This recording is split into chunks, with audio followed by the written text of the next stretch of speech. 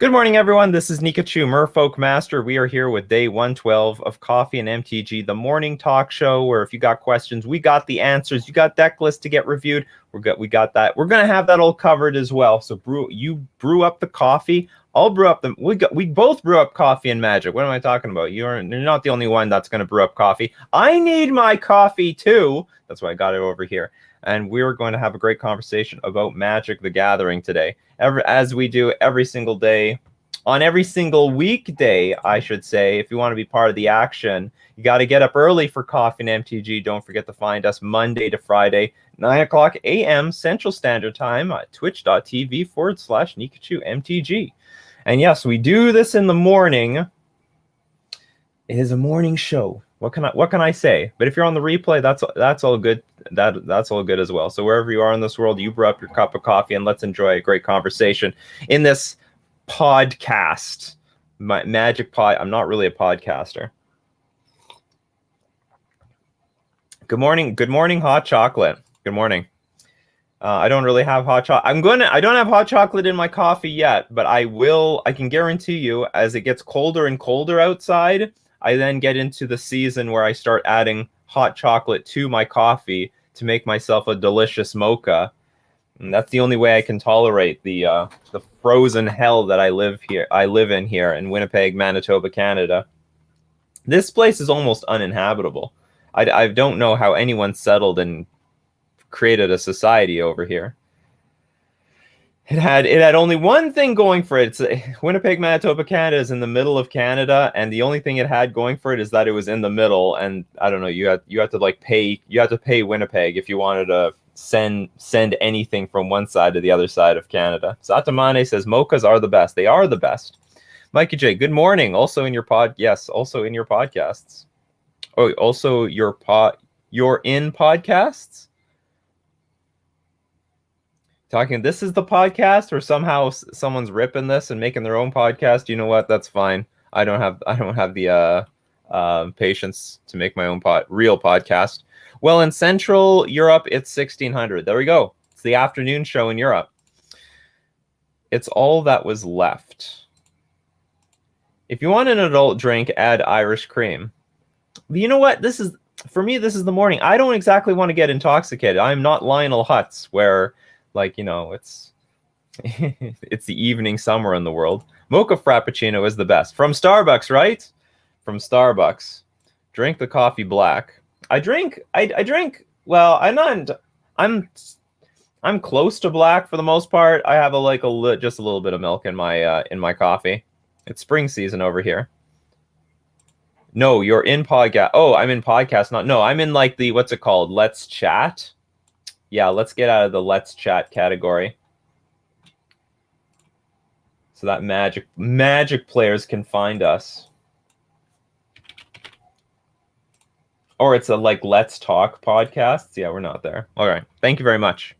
I appreciate it. By default, all my software just puts me on the podcast thing. Billy the Fridge and I were joking on Saturday about doing a Magic podcast, and apparently a lot of people want him to do it. So maybe there's a chance. Maybe there's a chance. As long as you talk about, I think, we can talk a little bit about content creation. I've always heard a million times, like, oh, it's pointless to start a YouTube channel. It's saturated. Oh, it's pointless to start a podcast. It's saturated. This and that. The bottom line is, if content creation is not saturated, it's the ideas and how you use the content that's saturated. So, for example, if you're going to make a YouTube channel about drafting, well, there are a million other channels already doing that. So you have to add some angle that other people are not doing. Like my own YouTube channel, I'm exclusively a Merfolk content creator. I specialize in Merfolk. I teach you how to win with Merfolk. I'm hopefully leading the charge in the Merfolk community. So this is my niche. And when it comes to podcasting, there's certainly a lot of different angles that you could take a podcast that no one else has done before, And we got people watch Remy, right? People watch Remy. MTG Remy, and he's like he's making like music videos and song parodies out of Magic. No one's done that before, and he's getting 100% of the attention. So, you know, he's found an angle that nobody else has ever touched, and of course he's wildly popular for it.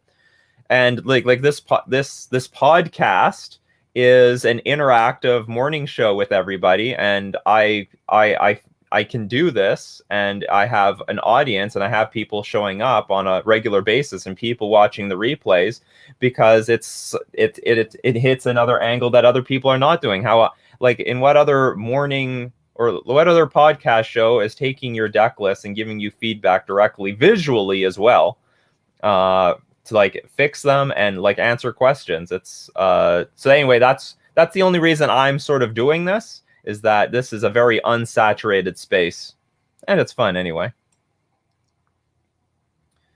Yes, Remy is great. A huge rising star. He's gonna have like 100,000 subscribers and everything very, very soon. In almost no time. Excuse me, did you forget Patrick Chapin's raps?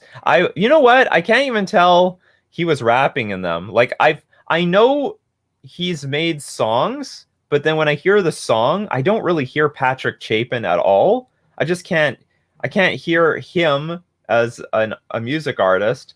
It sounds completely different.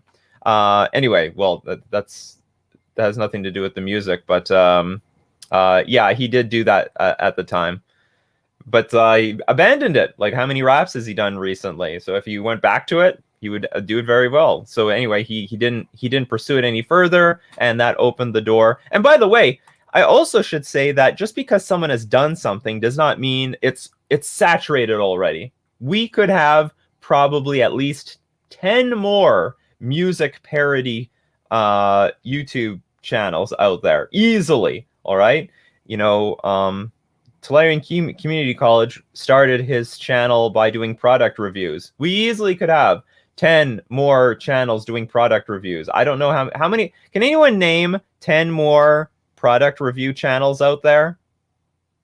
Is there 10 more product review channels that we can discuss today? Because after all, and that market's large. Everyone's buying Magic products. Everyone wants to, like, whenever you buy a product, whenever I buy a product, I want a second opinion. I want a third opinion. I want a fourth opinion. And I want to hear different takes on the same product before I buy it. Getting advice from one person is better than nothing, but usually I want more than that. See, there we go. Monster C says, I only know Tolarian Community College. And I think a lot of people don't want to make a product review channel because they're like, oh, he does it already. No, if you know something about the product that he never addressed, other people want to hear about it. Other people want to hear about it. Rudy, what products does he review? I mean, he goes over the financial aspects of products, I guess. Go super niche with Merfolk product review raps. There we go. We're going super deep. I want to say, like, his reviews have nothing, it's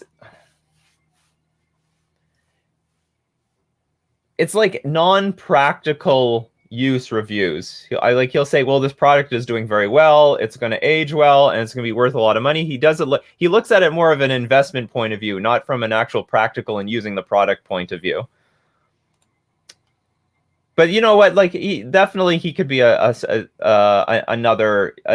take in that category.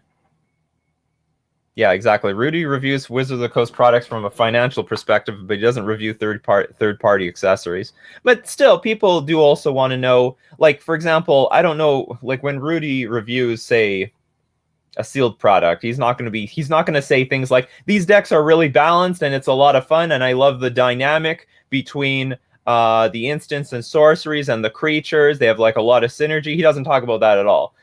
So from a practical perspective of using the product, Rudy doesn't really evaluate it, but from a financial commodity, he does. So yeah, Rudy has reviewed more bond market products than MTG sleeves. Exactly. So like what I'm saying is, like, just because one person has done it doesn't mean like no one can do it anymore. Alpha Rudy is all taco reviews. All right, I've missed some questions from earlier. Let's see. I got stomped by humans yesterday, yet again, multiple champions into multiple lieutenants. It seems unwinnable. So your best bet from beating humans is strictly Simic Merfolk. I have easily at least a 50-50 matchup versus humans, but you got to go Simic. If you don't go Simic, you won't be favored, and especially with these glass pool mimic builds, if you have less, you need at least, like, you definitely need to curve out comfortably. Like if you take a turn off to play Glasspool Mimic, you're probably also you're in a lot of trouble. So my advice, well, I'm assuming you're playing Merfolk. If you don't, well, I need a little bit more clarification. But Simic Merfolk without any lands coming into play tapped should give you more than enough game to beat humans. They can definitely have really good starts, but you can also have really good mana efficient hands as well with Simic Merfolk, where you have good 1-drops followed by tons of powerful 2-drops, and that's enough to compete with them, in my opinion. I think there's a lot of room for creativity with podcasting. I find myself constantly looking for content each week. There you go. But what kind of content are you looking for? But at the same time, we never know what we're looking for until we've actually found it. But there's definitely a lot of room. I guess the most important thing as a content creator, you have to be like, I guess the first thing you have to think of, I want to make a channel for this reason because because this is, no one else is addressing this. I think Rudy also on his channel mentioned this. Like, he made his MTG investment channel because there were very few people talking about it, or the very few people that existed weren't talking about anything relevant. Therefore, he became like the premier financial channel. So he realized, well, I have a lot to offer in this category. Therefore, he made his channel.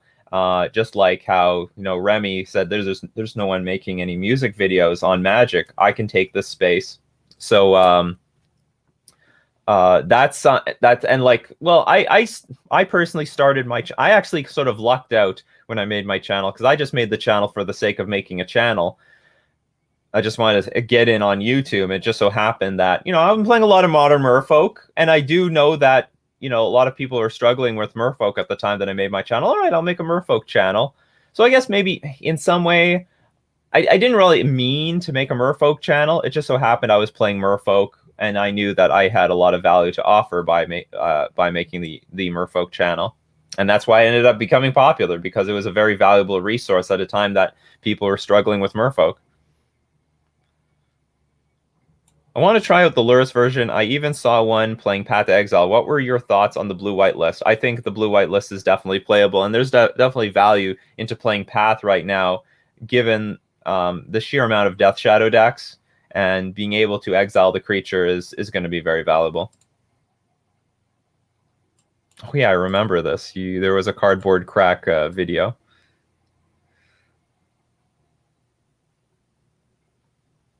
Let's see. I've fallen a little bit behind on the comments. I bought my deck box based on Nikachu's endorsement. There you go. I buy the deck box. I use the deck box. It's called influencer marketing. Yeah, there you go. This is Rudy, basically. He reviews sealed product, but has no idea what the cards do. From an actual product standpoint, it's not really a review. As a financial commodity, it is more of a review.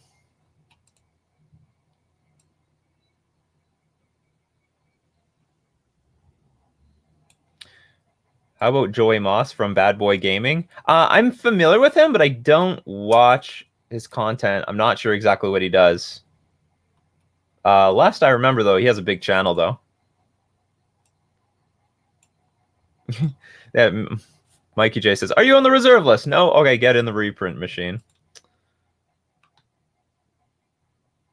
Multiple champions sounds like a job for Echoing Truth. But the problem with bouncing... Wait, I don't really like bouncing stuff versus humans, because everything is really cheap and mana efficient, and everything offers ETB triggers. So even if you bounce the champions, they come back down, they buff each other up as you keep playing them, and it might buff up Thalia's Lieutenant at the same time. It's a difficult strat to be bouncing bouncing their cards without actually putting any pressure on the battlefield. I prefer cards like Merfolk Trickster that can tap things down, but you actually put bodies on the battlefield that can actually attack and block. I'm wondering which card I should try in my new Dredge build. Bloodghast versus Silver Smoke Ghoul. Bloodghast is easier to recur at any point with fetches, but Ghoul can block, draw a card. Probably the Ghoul. Probably the Ghoul, to be honest, and works well with Creeping Chill. And it's moved that direction anyway in Modern. Has Noble Hierarch ever seen play in Simic Merfolk? Yes, but it sucks.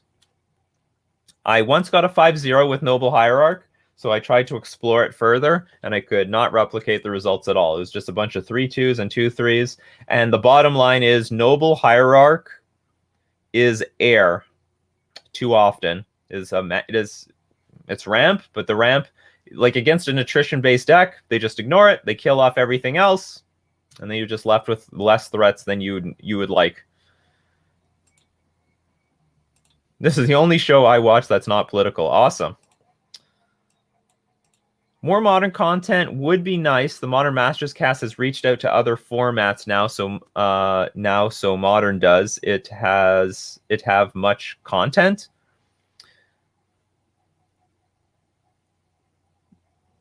I think you're implying that they do less Modern, but like I'm heavy in Modern. I love Modern right now. Modern is very, very good. I need to make like a dedicated video about like waking people up, like get out of Standard, forget Pioneer, get out of Legacy, get to Modern. Modern is incredibly balanced. It's super dynamic.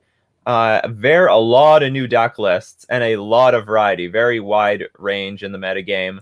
And it's been like that for months now. So Modern is a really good spot for you to get into. And I think it's stood the test of time at this point. That, I mean, if you buy into Modern, it's going to be healthy. Well, I don't know about healthy. It's going to be a playable format, like no matter what. It won't degenerate itself into something like Standard or what happened in Pioneer over this last year.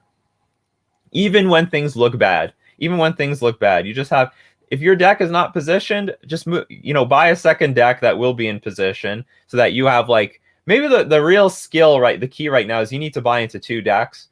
I mean, I don't mind being with 1 deck with Merfolk. I've been winning no matter what. No matter what the metagame is, I'm winning. This is the beauty of Merfolk, very adaptable. But if you can't win with your particular archetype, buy into a second archetype that is going to be good when the other deck is bad. So you have something to flip-flop to when the metagame changes. But for the most part, like, Modern is just amazing.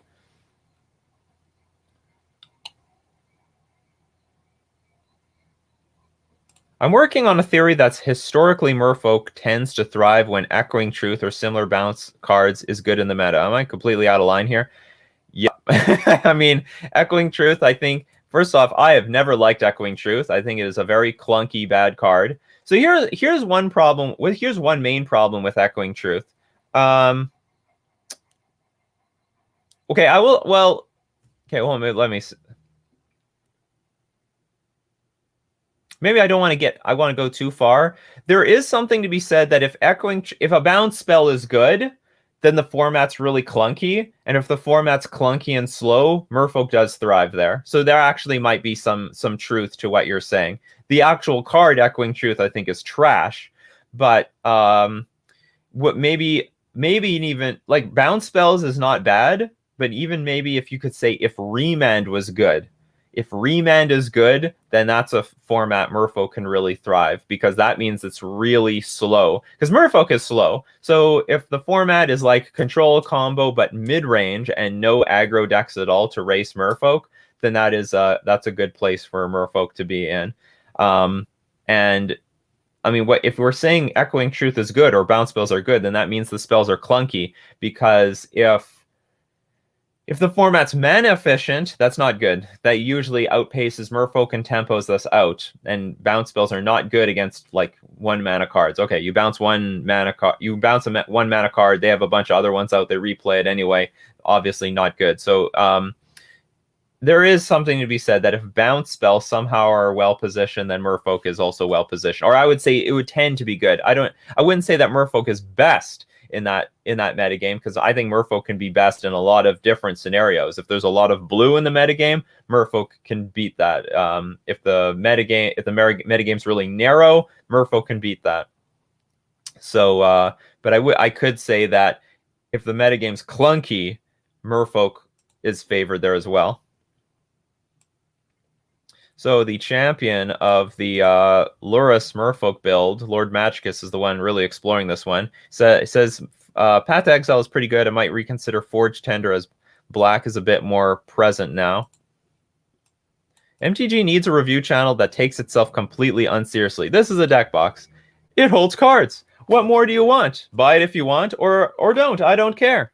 Find it with my affiliate link in the description below.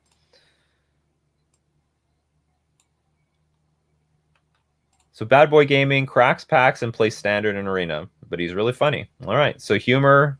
We need more funny content creators. I just moved. My new town is Pioneer Town. Nobody plays Modern. Unbelievable. Well, Pioneer's okay. I think Pioneer's actually good. I just don't think enough people, just like not enough people that want to watch it at the moment. There's no incentive to play it. I actually think Pioneer is fine. I would not mind if I was forced to play Pioneer, but at the moment I'm sort of not forced. I'm sort of more forced to play Modern. You got me into Magic with Simic Merfolk. I got crushed in a tournament because I didn't know the other decks though. That's sort of just how Modern is. I mean, if you're just throwing yourself into the format for the first time, you have no idea what to expect, you're going to get nailed by everything. You have to have some. It's an experience-based format.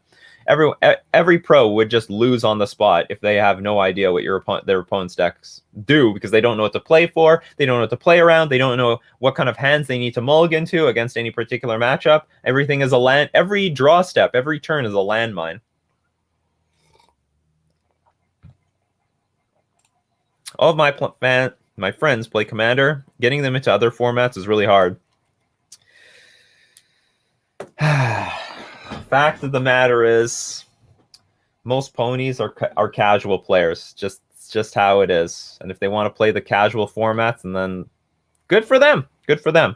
The competitive formats, or as I would say, the other formats, it's not for everyone. You know, I've seen a lot of disappointed people go to their first tournament, and it's just not what they thought it was. I mean, it's literally it's basically a competition. And I have seen some ponies enter competitive REL tournaments and walk away really disappointed, just because they ended up, unfortunately, playing against some more cutthroat players, and you know, they sort of wake up and find out, you know, this is it's not what they thought it was going to be. They thought they're going to have like a really fun Saturday morning or afternoon playing some Magic cards, slinging with their deck, and then they realize that they can't take back their mistake because, well, it says it's not a may on the card. It says I must do it. No, you missed it. I mean, then those are the rules at a competitive level, and you know, yada yada yada. There's a lot of harsh realities that casual players learn when they play in a more competitive environment. And like it's a different environment. It's a completely different environment. And, you know, you find fun where you want to find fun. I find most of my fun in those sort of cutthroat environments. You know, it's a test of skill. We need more modern GPs. We'll get more in the future. Oh yeah, we'll definitely get millions of modern GPs in the future. The first step is to get the GPs.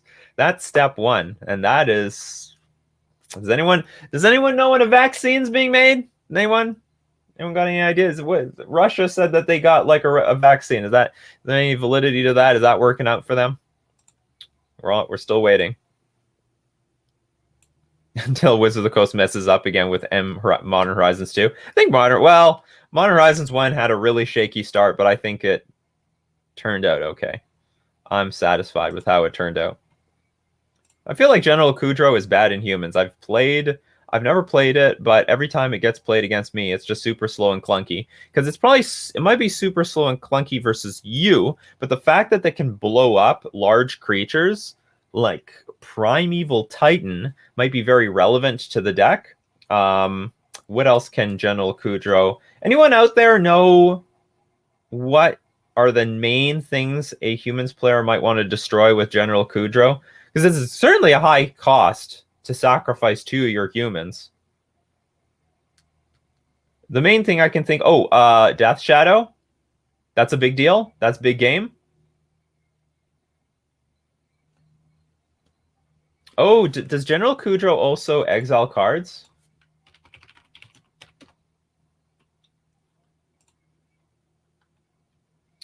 Oh, this is so that now we actually find out why this card is busted. We now know why this is busted. So not only is this a Lord, it's also like a main deck Relic of Progenitus that gets to target cards immediately. So whenever General Kudro or another human enters the battlefield under your control, exile target card from an opponent's graveyard. That is just fucked.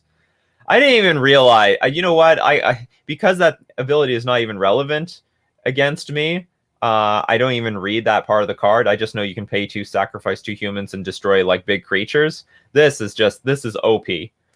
This is like maybe, well, it's a legendary, so they can't play too many of these cards, but this is just a phenomenal main. This is like main deck Relic of Progenitus. So like by turn 2, you can have General Kudro out against a dredge deck and eat their dredger that they put in the graveyard. You can violin creatures and at dredge's upkeep remove their dredge cards. Like this is a ridiculous card. This is super OP. So it's a removal spell and main deck graveyard hate, and it's a Lord. It's too bad Merfolk don't get these things for 3 mana. It's too bad. Too bad. Where am I? Also, no Walking Dead cards in Modern, because they most certainly saw play in Legacy. What I love about Modern is that you can play whatever you want. Yes, you can. And I fairly strongly believe that you can play it at a competitive level, too. It's just the decks that are not... There are some decks that are easier to play than others. There are decks I think are very difficult to play, but you can still have a very high win percentage with it. I think right now, like probably a deck that is being slept on at the moment is Hardened Scales Affinity. I don't think there are that many Karn the Great Creator decks in the format at the moment. Eldrazi Tron is trending down very hard. There might be a decent chunk of regular Tron in the format, but that is a pretty relatively slow deck that I think Hardened Scales Affinity can deal with. And maybe just some Primeval Titan decks are playing Karn the Great Creator, but for the most part, I think it's pretty good time. If you're an Affinity player, get into Hardened Scales Affinity, and it will do very well right now.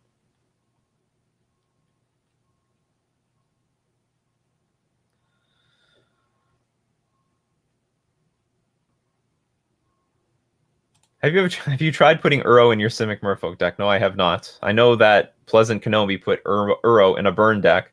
I have not tried to put Uro in a Simic deck. If a bounce spell is good or if remand is good, then tempo matters. And if tempo matters, Merfolk has that in spades. Ether Vial, mana efficient creatures, ETB triggers. That's you actually put it the best there, Carrick. That's actually perfectly worded. If tempo matters, then Merfolk matters. The Merfolk is going to be well positioned. We've got the tempo plays. Is Cavern of Souls ban worthy in Modern? Yeah, I do actually think so. I wouldn't say it's worth being banned right now, but could a day come by one day deep in the future where there's like 10 tribal decks and they all run Cavern of Souls as like a perfect mana fixer and it's making control decks like unplayable? It's possible that they could ban Cavern of Souls. I don't think Cavern of Souls is in any position of getting banned right now. It's like it's not even on the radar. But do I think it's a ban-worthy card like one day? I think it's possible. And when Humans was like the top of when Humans first came out and eventually rose to the top of the metagame and it had no sight of slowing down whatsoever, like what do you ban from that deck? And I figured like the only 2 plausible cards that could make sense would be Cavern of Souls or Ether Vial. Like one of those 2. I mean, maybe they ban Unclaimed Territory, but like it seemed more obvious that banning Cavern of Souls will put Humans more in line than anything else, because all of a sudden that, like, I'm going to be blatantly honest. If I have a Cavern of Souls out against a control deck, I mean, I basically win almost, I wouldn't say like all the time, but like my early drops are not going to get countered. Nothing's going to happen. And even if you find Field of Ruin, like at what point do you want to play it on my Cavern of Souls? Because you're going to take a turn off to do that as well, which puts me further ahead, and also in some ways can tap you out because you basically only have 1 mana up after you Field of Ruin on by the time you play on turn 3. So Cavern of Souls is very, very strong. It's if push came to shove against some tribal deck, I would think that would be one of the, even though a lot of decks play it, that's not an excuse that it's safe. It could be the potentially get banned, but at the moment, right now, 100% safe. 5, 7, 10 years from now, potentially it could happen.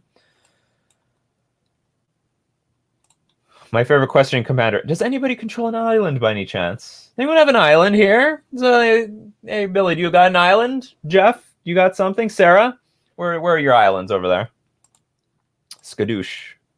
If Pioneer was on Arena, it would be more popular, and it's on the way. It's on the way. Dig Through Time is my favorite card in Pioneer. We actually have a lot of Pioneer fans here. Pioneer is great. I really enjoy it, and I wish others did as well.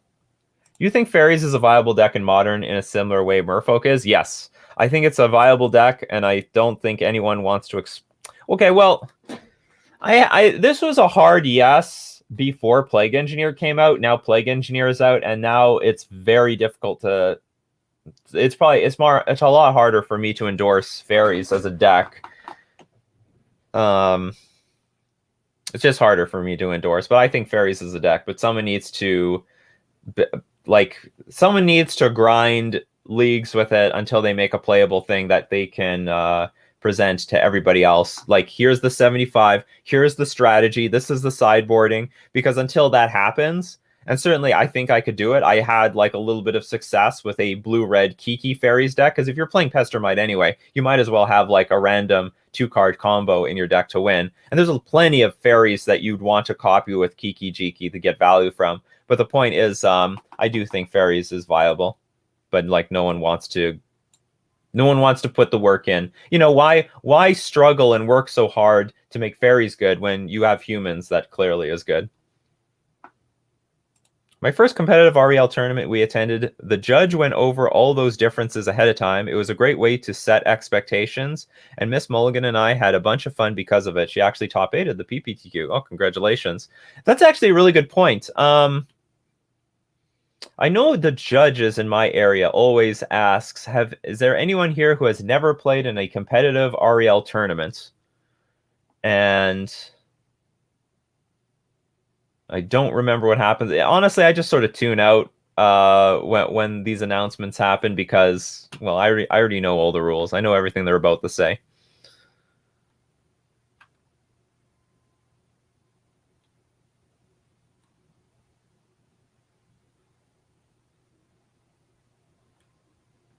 Are your friends with the pros working on Horizons 2? Get them to suggest a few Merfolk cards. I'm not friends with any pros that work on Modern Horizons. Like, I'm just not friends with any pros. Period. I have been friends with like pro players that go to the pro tour, but like none of the like really super A-class pros. I was friends with a lot of C-class pros. Let's just put it that way. C-class pros. Yeah, it's like airline safety speeches. Although I don't know those speeches, I also ignore those, and I don't know them.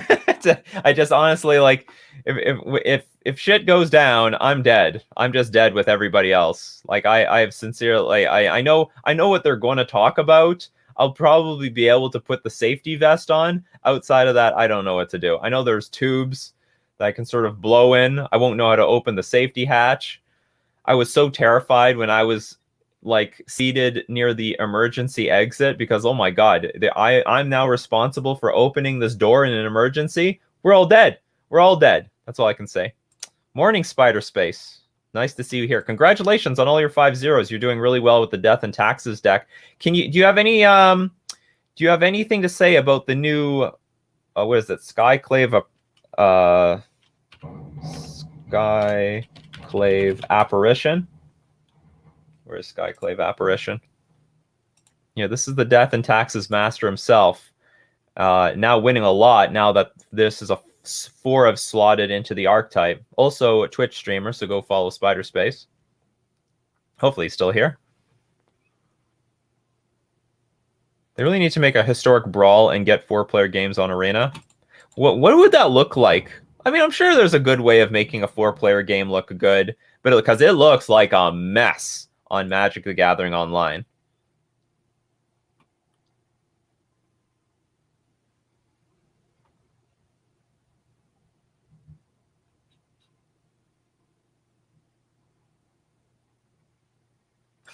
Neil Nielsen asks, what do you do to keep your foil Merfolk deck non-curled? So there's 2 things that I do. First, I play with the deck regularly. If you handle foil cards on a regular basis, they will that helps a lot. Okay, so let me go over everything that I could talk about here. I handle and shuffle and play with the cards regularly. You might even want to shuffle them for fun. Second, you have to keep them tightly packed in the deck box. So keep them as tight as possible so that they have no chance of uncurling. And third, I actually usually bend it the other way, like very, very gently, very, very lightly. Sometimes even in my hand, like I can like bow them out the opposite direction, just very lightly, just to move it in the other direction. And over time, you will take out.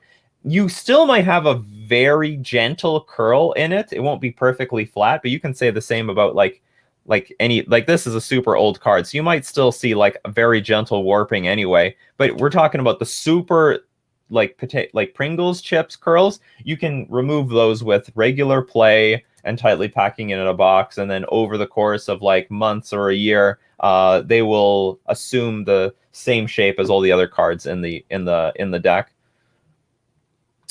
All right, so we got some opinions here. Thanks. Yeah, the meta is already collapsing in on itself with taxes doing so well. I've seen main board Manrikis published. Main board? That is stupid. Or is that in like main board in taxes? So the taxes deck can go find the Manriki to beat the other decks. But Apparition is amazing. I love that they brought back delayed triggers. Ugh. That Apparition card is busted. This is certainly it can deal with anything. It can deal with anything. I wish it said creature on it. You can steal ether vials. That is stupid. You can steal ether vials up to 1 target non-land, non-token permanent you don't control. Got to bring tokens back. Skyclave Apparition going to deal with the tokens.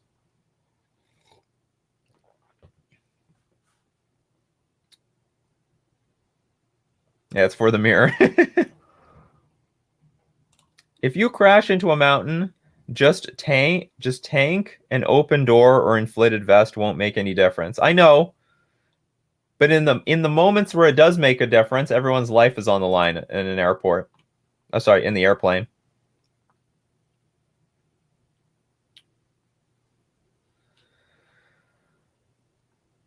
Seems to me the ability to kill walkers makes Apparition insane. Yeah, but you don't have many walkers to go get. I mean, you do get okay, maybe you get enough. Ren and 6, Narset, Teferi Time Raveler.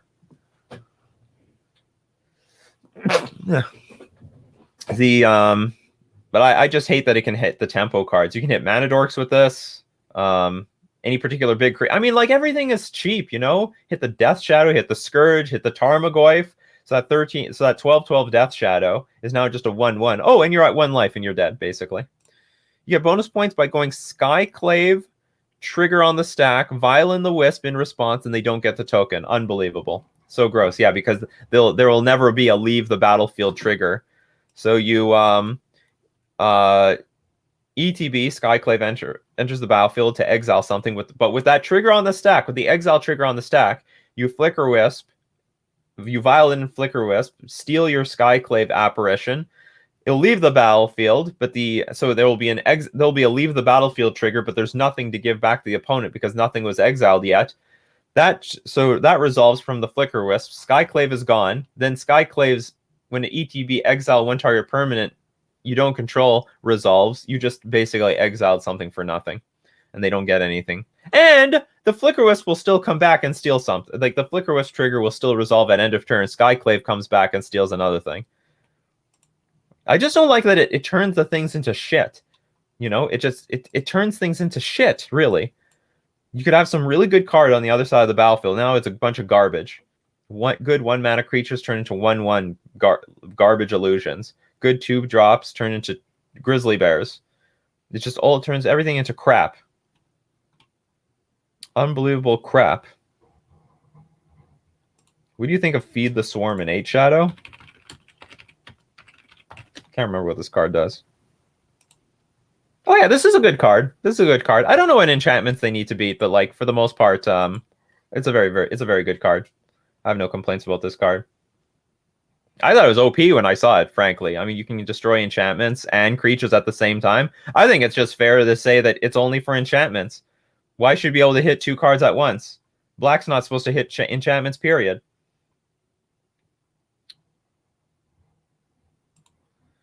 I haven't kept up on Modern. I only play Ad Nauseam. How screwed am I? You're not super screwed, but the one problem you have... First off, Ad Nauseam was well positioned for quite a while. Okay, here's the good... I have some good news for you. Here's the good news. The good news is that the combo hate out there is very graveyard-based. It's graveyard-based because of this new Oops All Spells deck. And because of that Oops All Spells deck, Dredge is not even a thing right now in Modern. There's a lot of graveyard hate because everyone needs some sort of graveyard hate for the Oops All Spells deck, which is it's a Charbelcher deck basically, but Charbelcher's in the graveyard. Sorry, in the sideboard. So you dodge that stuff. Now the bad news is that there is a lot of there's a lot of humans out there, and Death and Taxes is also rising up. So the fact of the matter is, like, because of the rise of humans is a really big deck in the metagame, and you should know that your matchup against humans is garbage, just trash. That's the bad news. But outside of that, I think you should be happy to be an Ad Nauseam player. I think it's Sodek is doing very well with Ad Nauseam right now. So, and he's a Dredge player. He's a Dredge combo player. So if he's playing Ad Nauseam, you should be pretty happy that this deck is still pretty well positioned. Can I ask chat for a Brawl deck recommendation? Go for it. Mikey J is looking for a Brawl deck, if anyone knows. A good Brawl deck. I don't know anything about Brawl.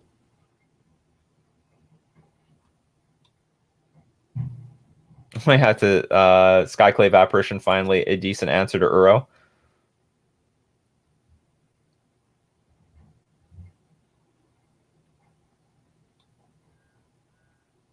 You are in pain because of hand disruption, in my opinion. There is going to be a lot of hand disruption. Actually, Death Shadow is a really big deck right now. I don't know what the matchup is between Death Shadow and Ad Nauseam. Do you think I should buy the Mythic Bolt? What is the Mythic Bolt? The Mythic Bolt. Do you think I should buy the Mythic Bolt lands now, or the Bolt lands?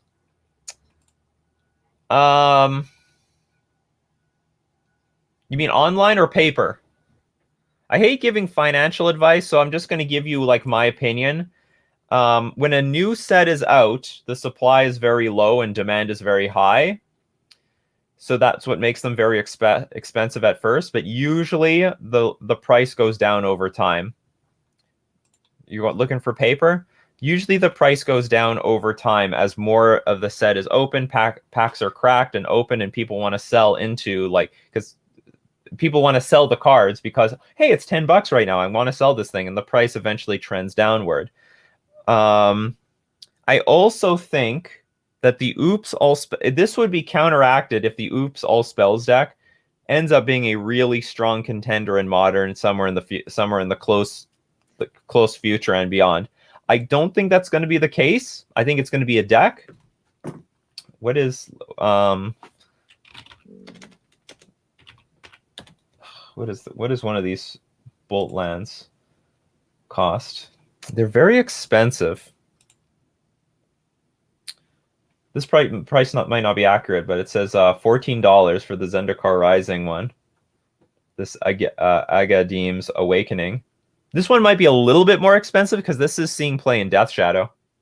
This is actually seeing play in Death Shadow and a bunch of other decks. Can't say. Does anyone else have opinions? Is it time to buy these things now or later?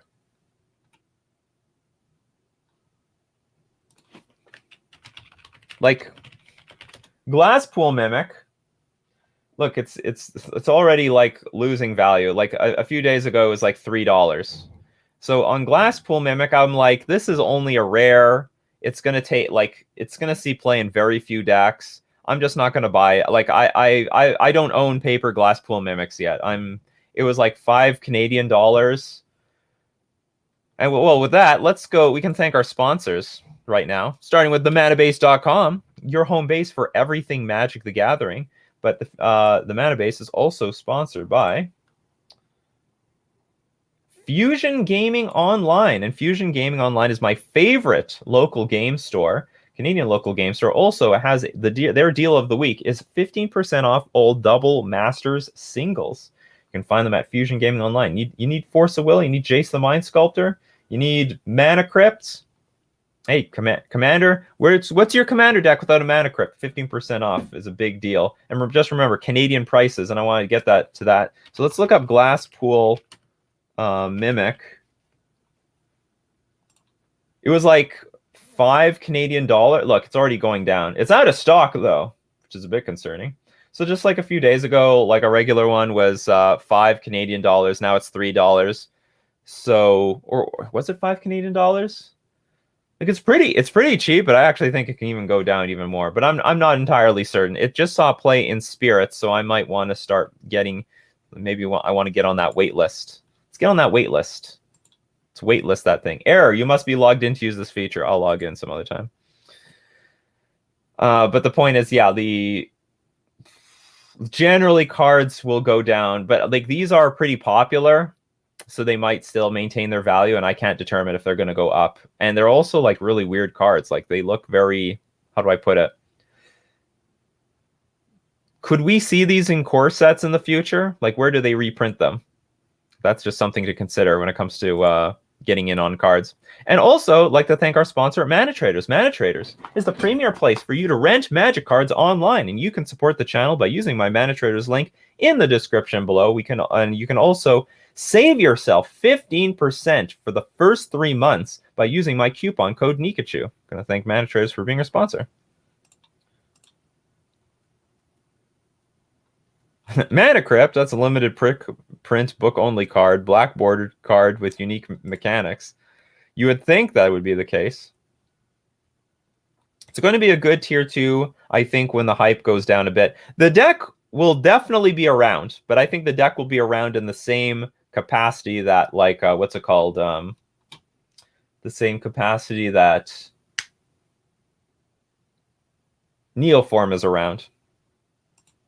I think there's a lot of tricks with the Oops All Spells deck that they're not going to be able to take advantage of anymore, that people know the deck. Like it's a great deck if nobody has any idea what this deck does. Like when they play the Balustrade Spy and mill themselves, they can't see that coming. Or the same thing with Undercity Informer. And then the fact that they get to bring that. Okay, so now you get your opponent to think that, oh, you are just a graveyard deck. I got to see your entire deck.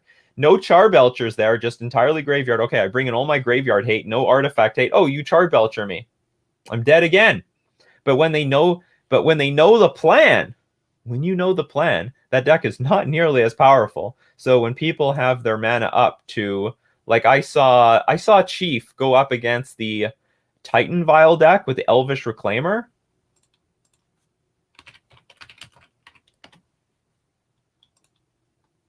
So we look at this card. So Elvish Reclaimer. So the Titan Vial deck had Elvish Reclaimer out, and they kept that thing untapped the entire game because they were threatening to activate and go get Bojuka Bog the entire game. And Chief could not sacrifice his Undercity Undercity Informer? Yeah, Undercity Informer. Had an Undercity Informer out, couldn't activate it because he knew it was just going to get blown out by Bojuka Bog. So when they know about, like, because at any moment they could have end of turn, activate Elvish Reclaimer, sacrifice a land, go get a better land. Never happened. They just kept it up the entire time, waiting for the Bojuka Bog to come out. And then Chief just basically sat there, passing the turn back and forth. So the Oops All Spells deck, super powerful if no one knows what the hell it does. but much more vulnerable when they do. And when they seek Charbelcher coming in post board, like in my opinion, the Oops All Spells deck, for the most part, you should just not even bring in Charbelcher. Your opponent's playing for it anyway. Like I forced and negated a Charbelcher against an Oops All Spells deck, and the opponent was like, "Why do you have that? It's not good against me." Because I know you're bringing in Charbelcher. I know. Canadian prices. That's right. Canadian prices. Fusion Gaming Online. I've been trying to help make Mimic a thing. I saw a Spirits deck actually play with Mimic not too long ago. It was a very strong deck. All right, so we can get into the second half of the show, which has been completely drowned by the first half. Decklist review. So if you have a decklist you want reviewed, go very careful. Character for character, exclamation point, deck review, space. Leave the URL for the decklist, and then maybe a space as well, and then leave any comments that you want on your deck list, and we can definitely go over it with deck list review. And it looks like Shadow Walker already in there. Ooh, everyone has some deck lists. Pablo Paul says, what do you think about the Stoneblade deck that only plays white? I call that Death and Taxes, and I think that their name is screwed up. It's just Death and Taxes. That's all I call it. If it's running Thalia and Arbiter, it's a Death and Taxes deck, and it's great. It's very, very strong. What do I play against it? I think now for this is for the Merfolk community out there. For a while, I thought I'm going to go back to Simic, but then I realized that this Stoneblade deck, and I haven't played against it, like, I think at all. Maybe I played against it once. It's going to be a problem, especially for Simic, because I don't know how to get through any damage. Skyclave Apparition can exile Spreading Seas in addition to, like, Flicker Wisp now, and they have Ghost Quarter. So Spreading Seas might end up being dead against, just stone dead against these new Death and Taxes decks. Very difficult to let it sit and, like, stay there. So the way to beat that would be with Mirror Regery. So if I need to get through damage, I think the new way of beating it might be through Mirror Regery. So we have, like, a Mirror Regery. I copy it with Glasspool Mimic, and then I play a few creatures and have enough triggers to tap down everything that's blocking. That might be my best route to victory. Like, I'll still play Spreading Seas, but if I were to choose now Simic versus Mono Blue, I actually am thinking we go Mono Blue because of the potential that Mirror Regery has against the Death and Taxes deck. So that's in my opinion. That's my opinion there. What do you think about the Legacy deck that 5-0 with Rick, Nagin, and Michonne? I think it's hilarious. It's hard to tell if it's a legitimate 5-0. And by legitimate, I mean, like, I've played Legacy before. Like, if I play Legacy off-season, what I mean by off-season, like, no one's really prepared for the format. Or sorry, competitive players are not practicing Legacy because there's no big event coming up. Legacy is pretty soft. But when there is there's a big GP or something coming up, and all the competitive players are grinding Legacy, it's really tough. Right now, there's no big Legacy event, so maybe this 5-0 is just because they're up against all the... Like, for example, a Treasure Hunt deck also went 5-0 recently. Treasure Hunt in Legacy. I'm going to repeat that again. Treasure Hunt in Legacy just went 5-0. So the most legitimate thing for me, what will legitimize this this humans deck in Legacy is if it does well in an open. If it does, it's all good with me. It all makes sense. But, like, remember, a Treasure Hunt deck 5-0'd in Legacy not too long ago, because, like, it's Legacy is soft if the competitive players aren't paying attention to it. If they're off in Standard and Modern and Pioneer. And no one's in Legacy, then, then anything is possible. If Treasure Hunt can win, anything can win. So anyway, but does it show potential? Absolutely. Absolutely. I think any 5-0 shows some potential, unless it's Treasure Hunt, because I honestly just don't believe in that. That's a bunch of shit. Or maybe I was playing the wrong format, because we were playing Treasure Hunt once and just didn't work out. Time for Aquatex Will? No. There's not time for Aquatex Will. Are you going to do another top 10? Yes, I wanted to do it this morning. I don't know if anyone can hear it, but there's these fucking tractors out there. There's a lot of construction happening right beside me, and they're nonstop, just absolutely nonstop until like 8 p.m. And 8 p.m. I feel dead, and I'm like, do I want to make this video all bloodshot-eyed? And I'm like, my brain is like melting. Maybe I'll make the effort and get. I got the top 10. Does everyone want to hear the top 10? You want to hear the top 10 decks to beat in Modern? I've analyzed the metagame. I've crunched the numbers. I've got it right here. I got it right here on my iPad. I was doing some statistics homework, but how far up is the top 10? So a little peaky happened there. A little peaky. What do I have on number 10? I'll give you number 10. What do we? Is people getting? Everyone's getting really excited. Okay, I'll give you number 10. Number 10. Does everyone see the number 10? Oops. All spells. I give that number 10. Explanation? Not giving you any explanation. You got to wait for the video. Everyone's like, yeah, spoilers. I gave you a taste of the top 10 decks to beat in Modern. A taste. Okay, let's get into... Too low. Move it to 9. Spoil the list, but no explanation? No, not spoiling anything. It's what my bread and butter are those top 10 lists are the most popular videos I've made on my channel.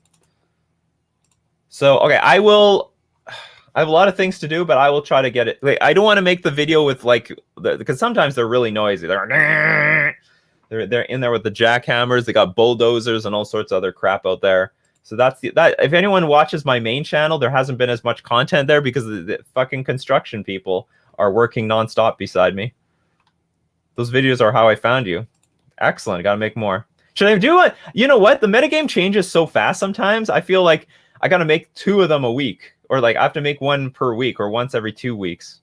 Wouldn't Bloodshot Eyes be great for Crazy Persona? I guess so. Okay. Whose list is this? This is Carrick Long's list. All right. Turbo Pig. Trying to power out an early... Oh, the red thing. So I can play Through the Breach in Historic, but I don't know how to build a ramp shell. Sometimes you don't need a ramp shell. But let's see. Maybe you need a ramp shell. We got Craterhoof Behemoth. Gilded Goose is definitely in the right direction. One thing I'm not thrilled about is you have so many of these big creatures. Like, this is a really expensive curve. So you got Letharge, the Raise Boar, Llanowar Elves, Lotus. Okay, Lotus Cobra is definitely in the right direction because Lotus Cobra is worth a lot of mana. And if you've got... There's no fetch land that can get you to 5 mana by the next turn. Maelstrom Archangel, Morog, Fury of Akum. Each creature you control gets +1/+0 for each time it is attacked this turn. Village World Sculptor, and 2 Tishana Voice of Thunder. Power and toughness is each equal to the number of cards in your hand. The idea is to get a lot of tokens with Hornet Queen and Philath, then utilize them with Hoof. So my problem with this plan is you have enough problems just getting this in play. And by the way, you only have 4 copies of this card. So you can't depend on this one card to carry out your entire deck unless you have another way of finding the boar, which I don't know if you have the Turn Timber Symbiosis. I guess this is okay. So you have, but this is really expensive. It's 7 mana. Only 20 lands as well. How many mana dorks do you have? Well, you have Lotus Cobra. That helps, I guess. Honestly, for a deck like this, I think you should have more mana. Like, when you have a deck that is... Well, no, sorry, you do have mana. Sorry, the Turn Timber Symbiosis also acts as lands. Is Shared Summons worth a slot? I don't even know what that is. Search your library for up to 2 creature cards with different names. Reveal them, and then put them into your hand. Yes. Yes. Are there any other tutors? Are there any other tutors? Like, because your deck just is all in on this boar, And if you don't have the boar in hand, you're screwed. I mean, maybe you can cast this card. Each creature you control landfall whenever a land enters the battlefield under your control. If it's your main phase, there's an additional combat phase after this.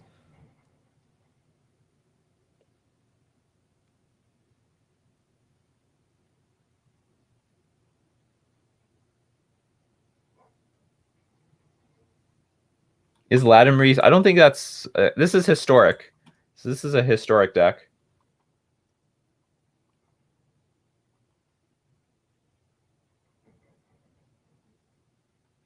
Problem with Luca is that it's going to grab any creature, and there's a lot of creatures in this deck, like Craterhoof Behemoth. So if you get Luca, you don't get your selection of what you want. You just reveal cards from the top of your library until you find a creature card, so it's pretty random. Okay, I'll tell you what I like. I do like the Turn Timber Symbiosis, so that helps you find the boar. Whenever it attacks, you may put a creature card from your hand onto the battlefield, tapped and attacking. Return that creature to your hand at the beginning of the next end step. And it doesn't even have haste, unfortunately.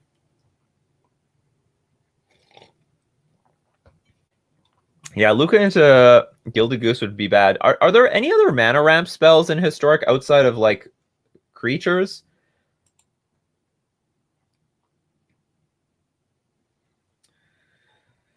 Okay, so the Pioneer version uses Generator, Servant for extra mana and for haste. I'm guessing that's not Historic viable. Yes, that's a very big deal. That's a very big deal. Cultivate. Search your library for up to 2 basic land cards, reveal those cards, and put on... See, this is a good card. Okay, this is a good card in this deck. Because you look for basic lands. You're at 3 mana already. You put a land onto the battlefield, your 4th land, and you're already set up to get your 5th land by next turn. So I do like Cultivate and something like that. Here's for a deck like this, I don't know how much I love the Mana Dorks ramping. To be frank, I wish you had a second plan in this deck. You can put a creature card from your hand onto the battlefield, tapped and attacking, return that creature to your hand at the beginning of the next end step. Like, for example, just the Boar and Craterhoof Behemoth by itself is a combo. They're good by each other. I don't know if you necessarily need Hornet Queen into Craterhoof Behemoth as well. Although, like, I think these are all fine cards to get in play when you can. 1, 2, 3. So these all 3 are really cool.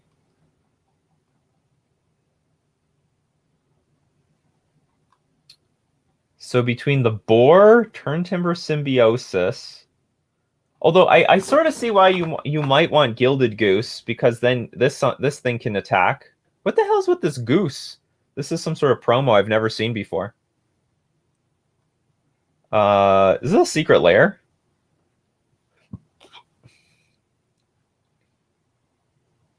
Maelstrom Archangel. When it deals combat damage to play, you may play a non-land card from your hand.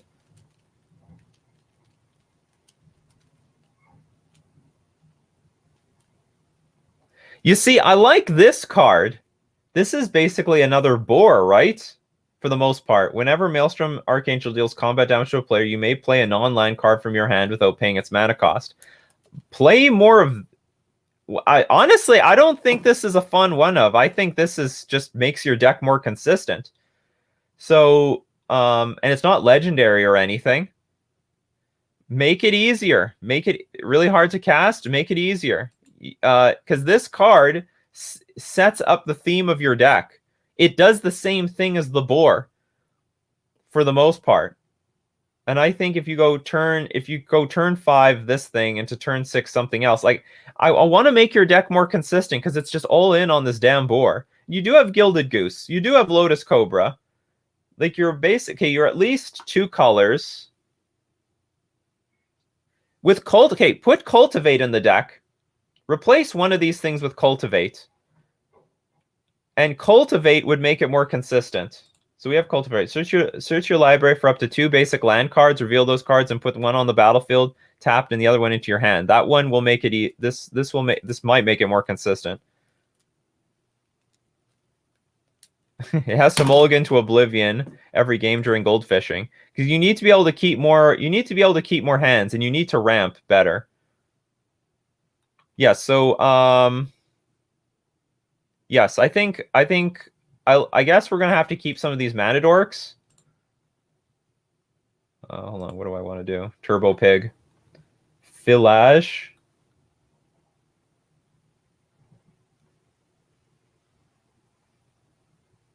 So this is sort of what I want to do. I want you to have some defense to set up this combo.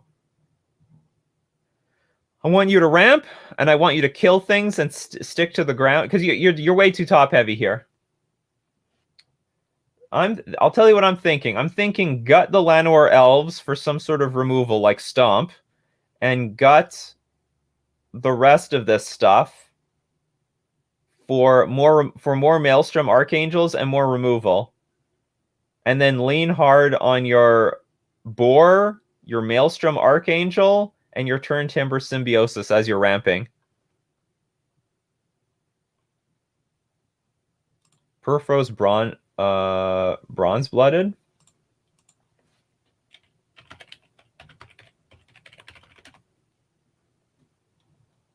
As long as your devotion red is less than 5, Perfrost isn't a creature. Other creatures you control have haste. You can put a red creature card or an artifact creature card from your hand onto the battlefield, sacrifice it at the beginning of the next end step. Okay, this could be very interesting, but we need now to put red. It's only red creatures, right? I like that it says all other creatures you control have haste. That's good. It sucks that it's at 5 mana. So this is red. This is red. Archangel can be red. So that could be another angle. And I'm wondering if you gut like either Hornet Queen or Crater Hoof to fit this thing. It's a sneak attack. It's obviously a sneak attack. Or maybe you gut the Archangel and, I don't know, the Tishanas, and then you just add more of the Perfroses. But what I want to get at is, okay, so that will make the deck a little bit more consistent. But you still need to survive to the turn, like, because this is going to come out on, it's still going to turn, this Perfos is still going to come out on turn 4 at the earliest, and you don't do anything on that turn.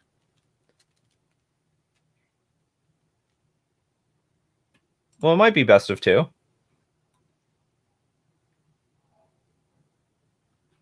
Are in an artifact? What do you mean? I'll try out Stomp, Arboreal Grazer. Grazer is actually not too bad because it's a good block. It's a fine blocker. Cultivate and see if I can get to cast Archangel irregularly.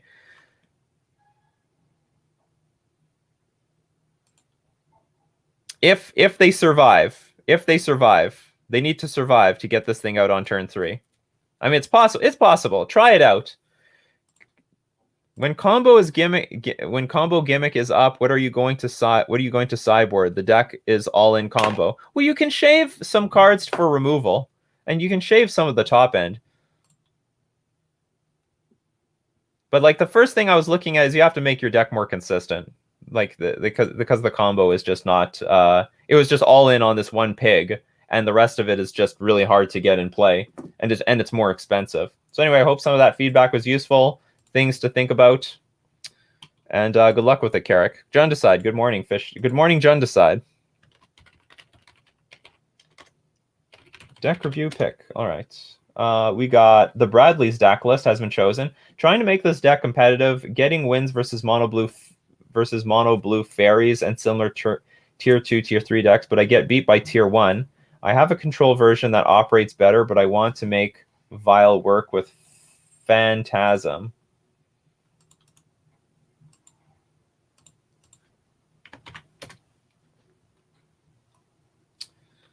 And this is a website I've never seen before, MTG Vault. Okay, so you want to play this Blood Art. Oh, no, they don't give previews. That sucks. Okay, we've got Blood Artist here. Cabal Therapist. Ooh, this isn't what I thought it was. Menace at the beginning of your pre-combat main phase. You may sacrifice a creature. When you do, this is the Cabal Therapy on a creature. Fester Creep. Comes to play with a +1/+1 counter on it. Remove all +1/+1 counters from Fester Creep. All other creatures get -1/-1 until end of turn. How do you add them though? Fester Creep comes into play with a +1/+1 counter. Why not just play Plague Engineer? I know it's 2 mana. Hunted Phantasm. Hunted Phantasm is unblockable. When Hunted Phantasm comes to play, put 5 Goblin creature tokens into play under the hilarious. Okay, so you play Hunted. You're playing this 4/6 unblockable creature for 3 mana, and the idea is you give your opponent 5 Goblin creature tokens and then you kill them.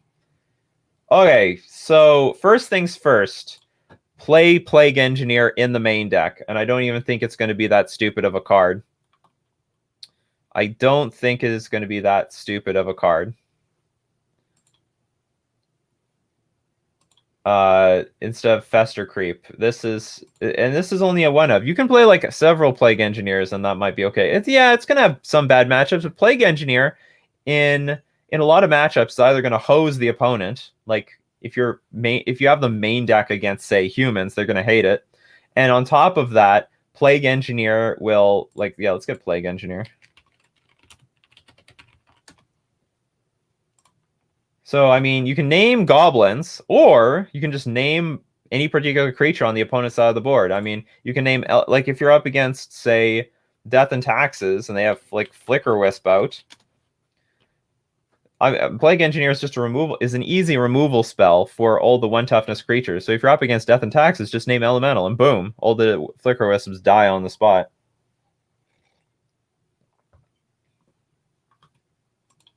So I think that will be better in this list. You got Knight of the Ebon Legion. So is this like mono black, but you just have Hunted Phantasm just randomly in here? What was the feedback for this? Sorry, what was the... Trying to make this deck competitive. You can get wins against Tier 2 and Tier 3, but can't beat Tier 1. I have a control version that operates better, but I want to make Vile work with Phantasm. So hold on, you have like no way of casting this card? Just out of curiosity. No, you have Stark-Slick Shores, Forbidden Orchard. I don't know about this card. This card is just bad. Why do you want to give your opponents creatures? Is there any way you can take advantage of that?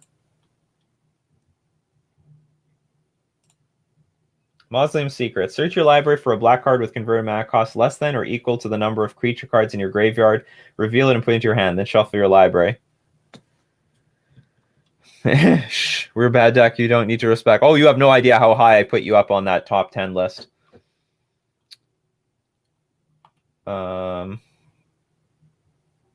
Search your library for a black card with converted mana cost less than or equal to the number of creature cards in your graveyard. Reveal it, put it into your hand, then shuffle your library. What is this to find the Hunted Phantasm? I get a sense that you are trying so damn hard to play this card. And it's not... I'm gonna level with you. This is not that good of a card. Like a 4/6 creature for 3 mana. It's not that big of a deal in Modern, even though that it's unblockable. I think you might want to add Hunted Horror and Torpor Orb effects to skip the Blood Artist plan, or skip the plan altogether. I'm just trying to figure out, do we like go all in on this Hunted Phantasm thing, or it's a bit harder to can probably replace the card with Angler. Well, this is unblockable. Like, it's straight up unblockable. And also, if we love this card so much, why aren't we playing with 4 of them? We should play with 4 of them.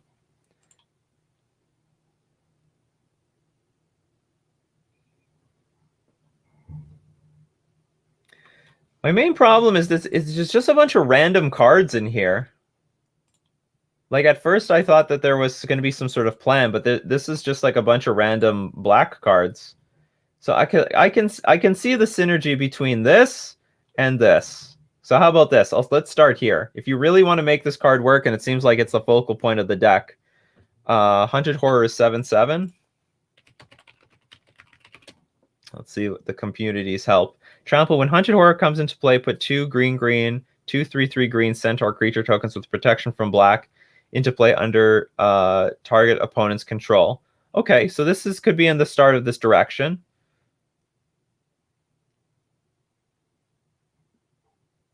It's busted. No, but we can make them a lot smaller. And people are talking about playing a deck with Echoing Truth. Now that's interesting. Okay, can we make Echoing Truth work in this deck? So we're going to build a deck with Ether Vial. How many other of these stupid cards exist in Magic? What's the format? Is this modern? I'm assuming this is modern. Yeah, it's modern.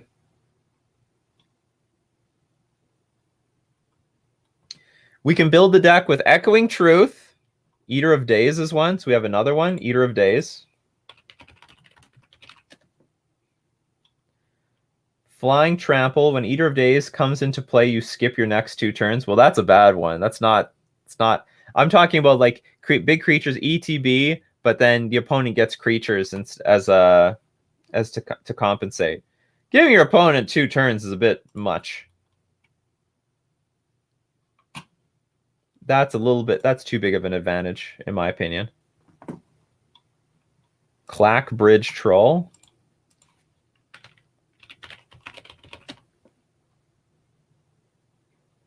Most Haunted Creatures. 5 Mammoth, Trample Haste. When it enters the battlefield, target opponent creates 3 goats. Oh, this is pretty good. At the beginning of combat on your turn, if any of... It's a bit expensive, but it's something. Maybe we could make a Torpor Orb deck. But it would be so bad right now because of Uro. Uro decks would just eat it up. Hunted Nightmare works.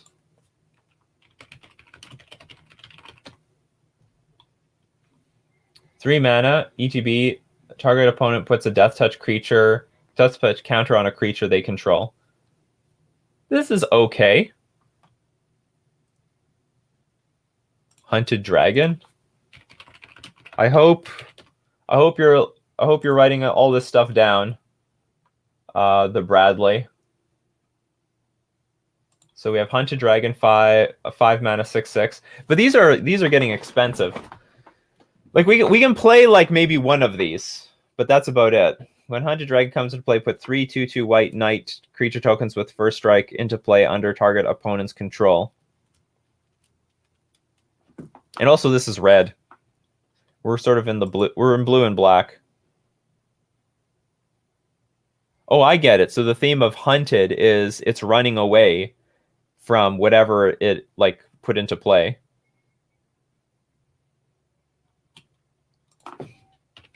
So I just put Hunted, and maybe we'll find most of the hunted creatures. Hunted Ghoul.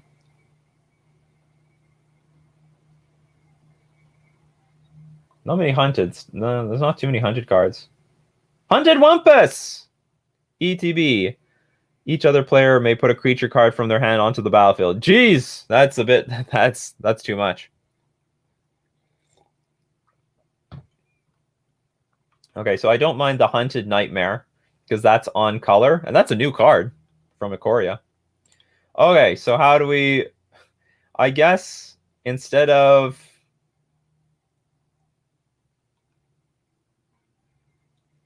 Maybe... I'm trying to think how to make this more... I would say, okay, if you want to really go jank, you could add Torpor Orb in the deck. But like it's really difficult to tell because you have... If I were to be most brutally honest, you should take out the Hunted Phantasm. I have 2 suggestions for you. Okay, how about this? You can either go all in on this Hunted Phantasm thing, you main deck the Plague Engineers, you add the Hunted Nightmare, you add the Hunted Horror, and you also can put in either like Echoing Truth to bounce your opponent's creatures, or you can play Torpor Orb to not give them an advantage, and then base the deck more around that. Or you can just not play with these cards, and you have like a mono black aggro deck, which I think looks like it operates pretty well without any of this other stuff. Also, I wouldn't give them any creatures at all. I don't see the point of that. Just play another land instead of Forbidden Orchard. This land, like, I know you're trying to deal with creatures on the other side, but I don't see any benefit to giving them creatures. Sideboard, you have Shriek Maw, Vampire, Hexmage. So I mean, you have a bit of an identity crisis in the main deck. Oh, hold on. What is Illness in the Ranks? So you have this card. Creature tokens get -1/-1. Yeah, I guess you could keep this. You could keep this. But like, as you see, you have this card in here only for like one card, right? Just Hunted Phantasm. That's not worth it. But you could, if you can make this whole deck more around this theme, it would make more sense. Because this card is just straight dead in a lot of situations against a lot of decks. But if you always have cards like Hunted Phantasm or Hunted Horror, then it's going to make a lot more sense. It's going to make a lot more sense. And I still think Plague Engineer is just a much better card than these other token killers like Illness in the Ranks. What is Trespasser's Curse? Enchant player, whenever a creature enters the battlefield under an enchanted player's control, that player loses 1 life and you gain the 1 life. Oh, so that's the point of giving your opponent tons of creatures. This card's fine. I think you could keep this card. I still don't know if I want to give my opponent creatures with Forbidden Orchard. I think that's a bit too much because I don't like the exchange. Your opponent gets a creature for you getting mana. That's not worth it. But if you get a Hunted Phantasm and they get creatures, I think that's worth it. So like so I'm for Trespasser's Curse, but I'm not for the Forbidden Orchard. Anyway, I hope some of that helped. Maybe it takes the deck in a new direction, or anyway, that's the best I could do. Anyone else have some comments? Spawn of Mayhem. Do we have that here?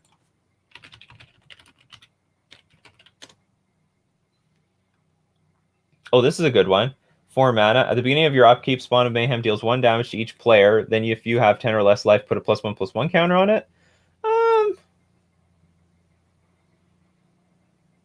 I mean, this is a good card. I don't know if it's necessary in this deck. Yeah, maybe Torpor Orb. If you want to... And Torpor Orb will nail some decks, but only some. But it looks like... No, it looks like this deck wants to give the opponent creatures, which is fine. Okay, you get the creatures. And also, if you have Plague Engineer out, they'll still get the creatures, and this will still trigger. It's just that you don't have to deal with the creatures once they're on the battlefield. What else? Oh, you don't have that many lands. Go to 20 at least. No, go to 23. I think you should have 23 lands in this deck, so you can reliably play Hunted Phantasm. I don't know if you want to, if you have to vial that thing in, or you have anywhere between 20 and 21 lands. I think would be good. You're a little low on lands, so like that's something you could add when you take out Illness of the Ranks or one of these other creatures. Anyway, I have some gameplay streaming to do. So thank you very much. This was Coffee and MTG. We had some great discussions, talked about death and taxes. We talked a lot of things. Thank you very much for showing up. And if you're watching live, we are going to go into gameplay. We're going to play some Merfolk today. Some budget Merfolk. If you want to know how to get into Modern on a budget, playing Merfolk. Oh, we're going to do that. Absolutely. That was an actually last-second interesting suggestion. Ensnaring Bridge. Maybe that is worth it in this deck since we're... Well, but then we can't attack our opponent with the creatures anymore, and I think that's the point of playing with the creatures. Maybe this does not work in the deck. Yeah, don't touch that dial. Game's coming right up. But for everyone on YouTube, thank you very much for joining me today, and I will see you at the next cup. This is Nikachu for Coffee and MTG.